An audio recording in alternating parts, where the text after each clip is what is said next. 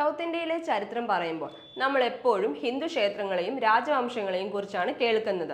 പക്ഷേ 9ാം നൂറ്റാണ്ടിൽ രൂപീകരിച്ച ഒരു ജൈന ക്ഷേത്രം ഇന്നും ഇന്ത്യയുടെ സമ്പന്നവും വൈവിധ്യപൂർണവുമായ ആത്മീയ പൈതൃകത്തിന്റെ ശക്തമായ ഓർമ്മപ്പെടുത്തലായി നിലകൊള്ളുന്നു.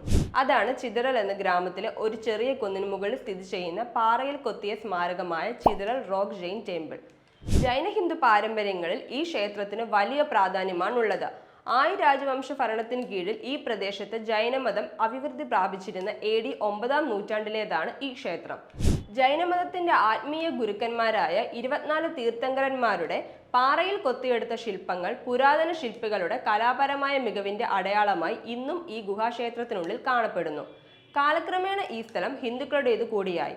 ഭഗവതി ദേവിക്ക് സമർപ്പിച്ചിരിക്കുന്ന ഒരു ക്ഷേത്രം കൂടി ഇതോടൊപ്പം ചേർത്തിട്ടുണ്ട്.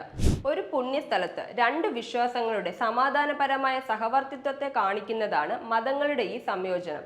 ഈ സംയോജനം വെറും വാസ്തുവിദ്യയല്ല, ഇന്ത്യൻ സംസ്കാരം എപ്പോഴും വിലമതിച്ചിട്ടുള്ള സഹിഷ്ണുതയെയും ഐക്യത്തെയും പ്രതീകപ്പെടുത്തുന്നതാണ്. ഒരു കുന്നിൻപാത കയറി വേണം ക്ഷേത്രത്തിലെത്താൻ. ആ ഉയരത്തിൽ നിന്ന് കന്യാകുമാരിയുടെ പച്ചപ്പ് നിറഞ്ഞ കാഴ്ചകൾ കാണാനും ആത്മീയ നിശബ്ദത അനുഭവിക്കാനും കഴിയും. ഒരു കാലത്ത് ജൈന സന്യാസിമാർ ധ്യാനിച്ചിരുന്ന ഈ ഗുഹകൾ പിന്നീട് ഹിന്ദു മതത്തിന്റെ ഭക്തി സാന്ദ്രതയെയും ഉൾക്കൊണ്ട് മതസൗഹാർദ്ദത്തിന്റെ പ്രതീകമായി മാറി.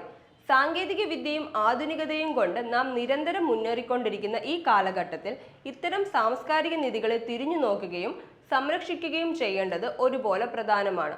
ചിതറൽ റോക്ക് ജെയിൻ ക്ഷേത്രം വെറും ഒരു സ്മാരകമല്ല, അത് കല്ലിൽ തീർത്ത ഒരു കഥയാണ്. ചരിത്രവും കലയും വിശ്വാസവും പ്രകൃതിയും ഒത്തുചേരുന്ന ഒരു സ്ഥലമാണിത്.